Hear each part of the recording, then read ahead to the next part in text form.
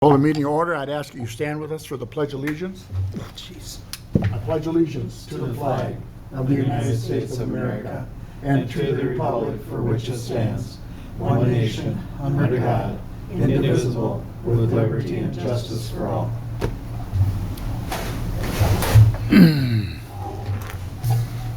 Tonight's consent agenda consists of approve the minutes of the City Council work session July 6, 2021, City Council regular meeting July 6, 2021.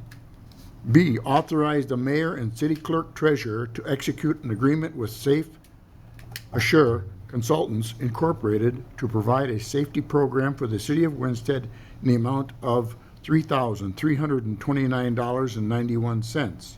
C, adopt resolution R 21-35, accepting a donation from B&B Tire and Auto Repair LLC in the amount of $300 to be dedicated toward the Winsted Holding activities that Unite People What Up organization. D, adopt resolution R 21-36, accepting a donation from Ameriprise Financial on behalf of Ken Kramer to be dedicated to the Winsted Police Department Fund. E, adopt resolution R 21-37, accepting a donation from Ameriprise Financial on behalf of Ken Kramer to be dedicated to the Winsted Volunteer Fire Department. F, approve the pledged securities that Security Bank and Trust Company has purchased for the City of Winsted for the month of July 2021. G, approve the building permit report for the month of July 2021. H, approve the financial report for the month of June. I, approve the claims list for August 17, 2021. J, approve change order number 4 for the Winsted Municipal Airport Runway 927 reconstruction project for additional seating efforts on the runway for a cost not to exceed $11,875. That's the consent agenda. Do I have a motion to approve? Mr. Mayor, a motion to approve the consent agenda as presented, and I abstain from voting on item F. I'll second it. All in favor? Aye. Aye. Opposed? Motion carried. Rocky, I need to abstain from item C. Okay. No public hearings and no old business. The first new item is adopt resolution R 21-38 regarding the TEDI program application. Adam? Sure. As part of the 2021 goal setting retreat, the City Council established a goal of continued industrial park development, including the extension of County Road 5 through the industrial park. The extension of that roadway would allow, again, for continued development of the industrial park with an anticipated approximately 120 acres of development. As part of that, part of our goal of that development is we're looking for some additional funding to fund the project. And one of those funding opportunities is the Transportation Economic Development Infrastructure Program administered through the Minnesota Department of Employment and Economic Development. So this grant application will be applied for actually through McLeod County. But with that, we need to pass a resolution of support for the grant application. And that resolution does include an assurance that the city will pay all costs associated with the city's share of the project as defined by the previously approved Joint Powers Agreement. So that just reaffirms that we still support the Joint Powers Agreement. This grant application is for $750,000. We're anticipating an overall project cost of approximately $3 million. So not quite a third of the project cost could be covered by this grant application. We feel pretty good about our likelihood of being awarded this grant. I think we have a pretty competitive grant application in place. But again, this resolution support is required as part of that grant application. So with that being said, is there any questions for me as you consider the resolution R-21-38? If you were accepted, the city or the county, Yep. how long does that last, or when would we have to Sure. start a project? As part of our grant application, we had a construction timeline of approximately 2023 is what we're looking at. So the project would have Oh, to, yeah, we'll have to start by 2023. okay. And if not, then you lose, Yeah, if not, then we would lose all those funding. Now, we might have an additional year to start that, but the date that we're anticipating is 2023 as part of the application. Can we reapply? If we were awarded it and then gave back the funds, you're saying, it'd be unlikely that we would be awarded a second time after denying the funds. Any other questions? I'll look for a motion. I'll make a motion to adopt Resolution R-21-38, a resolution of support of the Transportation Economic Development Infrastructure, TEDI, program application for County Road 5 Extension Project. Is there a second? Second. All those in favor? Aye. Aye. Opposed? Motion carried. Next item. The second item of new business is to adopt Resolution R 21-39 to express opposition to a conditional use permit for a 1 megawatt solar garden. Adam? Sure. So recently, city staff was notified by McLeod County that they have received a conditional use permit by Noble Energy Solutions LLC for the purpose of a 1 megawatt community solar garden to be known as Noble Sterner Solar LLC on a property owned by Simon Sterner and be located as follows. So the property location is up on the screen here. It's highlighted in this red box is where the proposed 1 megawatt solar garden is to be located. That property is outside the city limits. So right now, the city of Winston does not have zoning jurisdiction over that property. With that being said, being as it's located, where it's located near the city, we certainly can make comment on the proposed conditional use permit in front of the McLeod County Plan Zoning Commission. So we looked at it. We had our land use consultant look at the request and how it relates to our future growth maps. Note that the property is surrounded by the city limits, by the city of Winston. On the west side is residential property. On the south side of the property is also residential. And on the east side of the property is residential of the requested property permitted. So again, it's surrounded by residential property. And in the north, it is surrounded, or it is encompassed with agricultural property. Approximately 12 years ago, the city of Winston adopted a land use plan for the city and the surrounding area, which included looking at future land uses. The property in question was ultimately deemed as future growth area for low to medium density residential on our future growth map.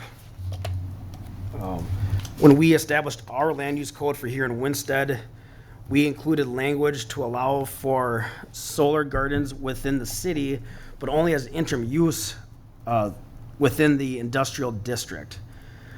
At that time, it was decided that the most important aspect of placing community solar gardens was compatibility with the surrounding uses, whether they are existing or future. So by allowing community solar gardens in the industrial district, compatibility with surrounding areas is less of a concern.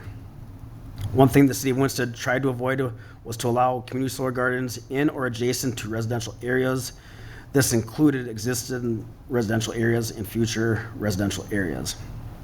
So with that being said, both the land use consultant and the city staff is recommending the resolution that's attached this evening in your packet. Essentially, the resolution is in opposition to the conditional use permit as requested by Noble Energy Solutions LLC for the 1 megawatt community solar garden. Do you think any of these homeowners are aware of this? Everybody within 500 feet of the conditional use permit request is notified through McLeod County. I can't speak as to their thoughts or their opinions on it.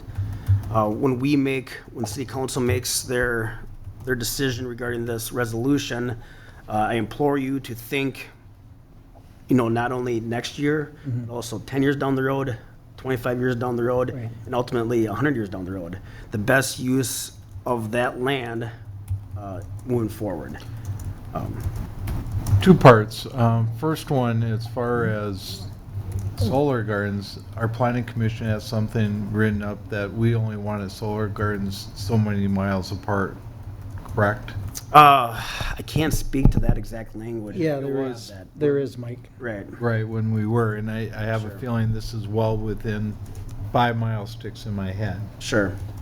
Second of all, how many units are they putting up or planning to put up in this garden? Well, it'd be a 1 megawatt garden.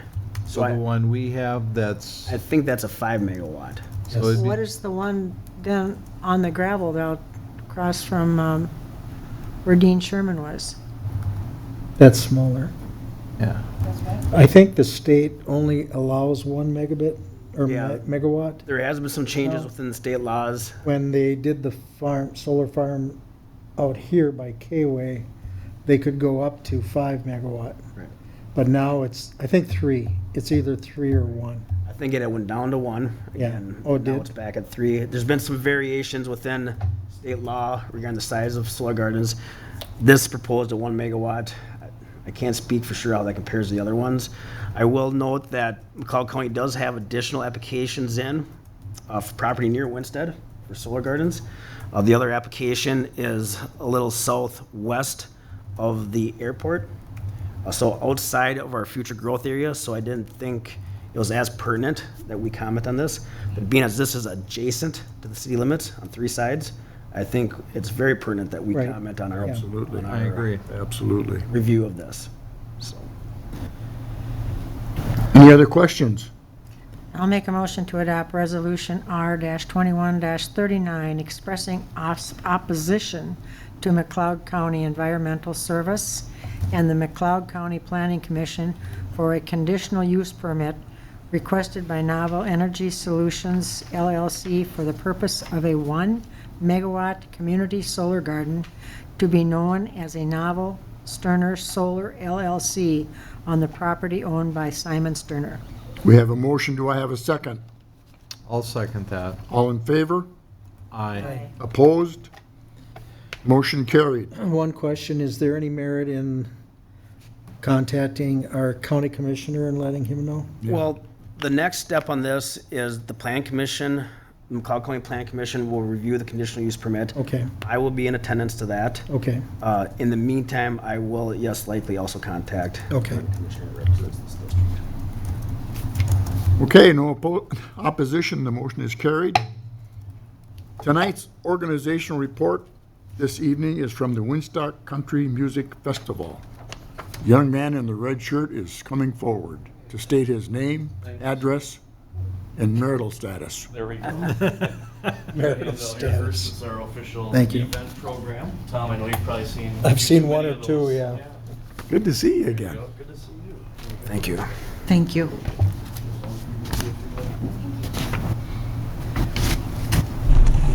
All right. My name is Ryan Ginningsman. I've been part of the Winstock Country Music Festival Committee now for going on 2 years and been involved with it for many years. Prior to that, grew up here in Winstead and now thankful to be part of the committee. So thanks for having me.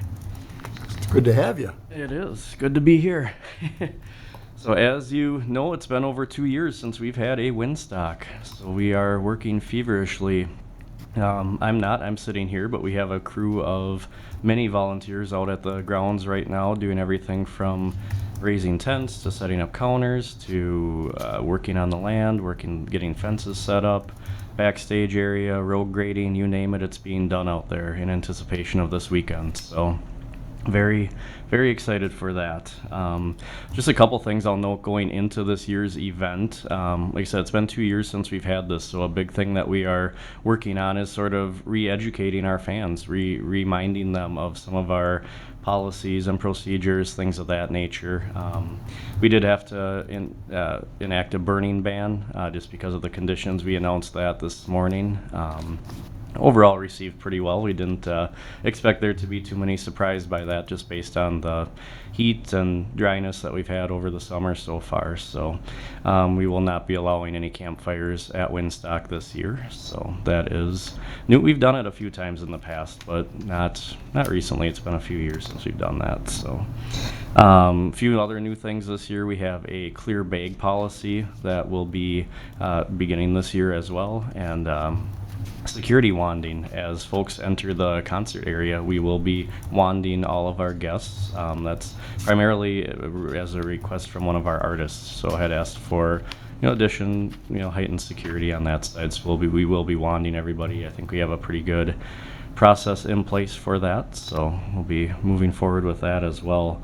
COVID protocol, obviously we're well aware of and working with local officials on that and doing everything we can to keep folks safe. I mean, we are an outdoor event, so we have plenty of room for people to distance. If they are, not wanting to be within the crowd, they can sure distance themselves, go back and find some space and give themselves a little bit of flexibility on that side. And a lot of other things too this year. I mean, we are, more mini biffs. We have more garbage dumpsters, garbage cans, things of that nature, just to try to increase the sanitation aspect of it out there.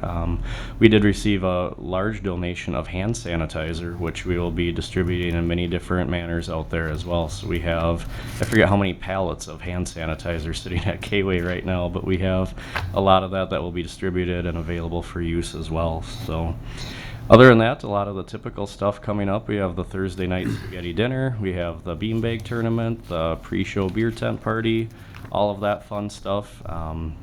Our talent booker has been able to secure a few acts for our 2022 festival, so we will be planning an announcement of that at 5:30 from the main stage. So we will be making an announcement regarding 2022, and we are shifting back to June. So we will be back in June, and 2022 will be the 17th and 18th. So we are expecting to approach a sellout this year. So very likely we will hit that mark. We will be still able to sell tickets through the event if we get walk-ups and folks coming out at the last minute, but we are pushing very closely to that sellout mark, so I think we will probably hit that. Other than that, just, on the downside, it was tough filling our shifts this year. We are obviously an all-volunteer event with proceeds going to Holy Trinity Schools, so we rely heavily on volunteers. We couldn't do this without volunteers. There wouldn't be Windstock without volunteers. So it was tough filling our shifts. We are still short in a few areas, but it's come in nicely the last few weeks. We've really seen not only the community, but the surrounding communities step up and jump in and fill some of these shifts for us and try to make sure we had all our bases covered. So we're in better shape than we were a few weeks ago. So we're excited for that, and we're gonna do it. So. Can you speak at all to Ridgeview and the association with the festival? Yeah, Ridgeview Medical Center has a wonderful new state-of-the-art equipped trailer that they will be bringing out for our first aid needs out there. We've always had our first aid efforts out of a smaller area, but now this year we'll have, like Tom said, Ridgeview will be on site.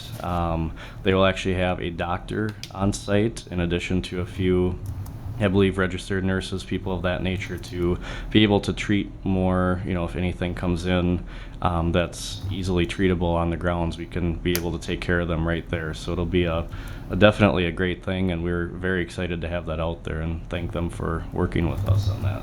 Very nice trailer. If you get the chance to just check it out and tour it, the thing's amazing. So check it out. And I'd like to applaud Windstock for moving to that model of having staff on site from Ridgeview over the last previous few years.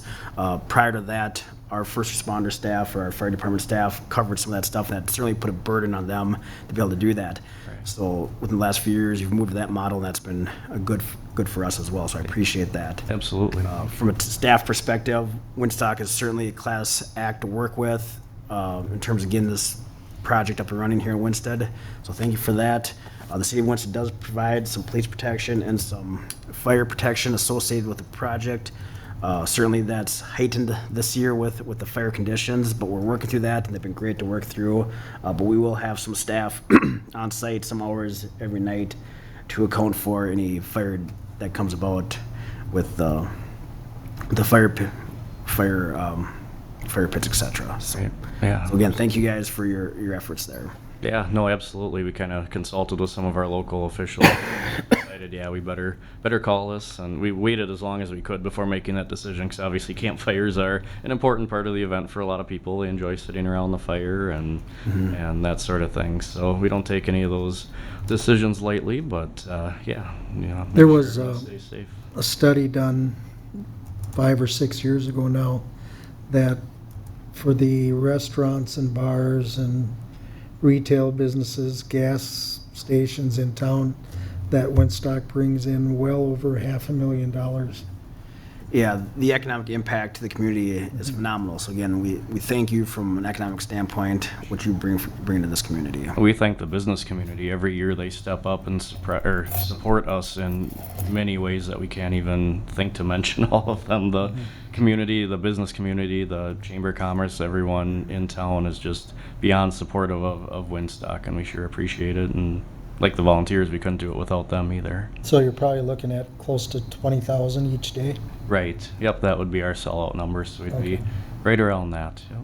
Camping pretty well full too? Camping is full. Last I heard, we had 20-some sites left yet. Out of We do have- 4,200, I think. Yeah, I think it's out of about 4,200 sites, and we had a minimal number left. I know we do have some land available yet in Campground G. If the demand warrants it, we could open up some additional spots back there. So, and also because it's drier this year, that allowed us to open up some additional sites that we normally wouldn't look at either this year. So, Good luck. thank you. Yeah. Anyone else have any questions or anything? I do not. I think you answered them all. Okay. Well, thank you again for the opportunity and everything that the city does for Winstock. Oh, I have a question. Yes. Would there be a chance that the mayor of Winston would be invited out there? I would think so. If he hasn't been already, he sure should be. Where do you want to work? Yeah, right. We'll put you to work. Yeah, we will put you to In work. case there's any fires, I'll put out the fires. There you go. How's that? Yeah, we'll probably need someone to put out fires. So there we go. Hopefully not. Yeah, hopefully not. No, we Not don't want- literally. we right. don't want that. Not literally. Right. All right. Thank you very much. We really appreciate the information. Absolutely. Thank you again for having me. Looking forward to it. Yes, we are as well. Thank you. All right, we are open to the open forum, which we are going to bypass this evening because there's nobody in the audience that wants to come forward and speak to us. So we will go for any announcements from our city administrator, Adam. Sure. I just want to let the city council know that the EDA meeting that was previously scheduled for August 19th is being rescheduled to August 26th. So that's next Thursday at 3:30. Otherwise, that's all that I have this evening. Any questions? Then I'll look for a motion to adjourn. Motion to adjourn. I have a second. Second. All in favor? Aye. Aye. Opposed? Motion carried. Good evening and thank you. Thank you, everyone. Good job. Look good in a red shirt.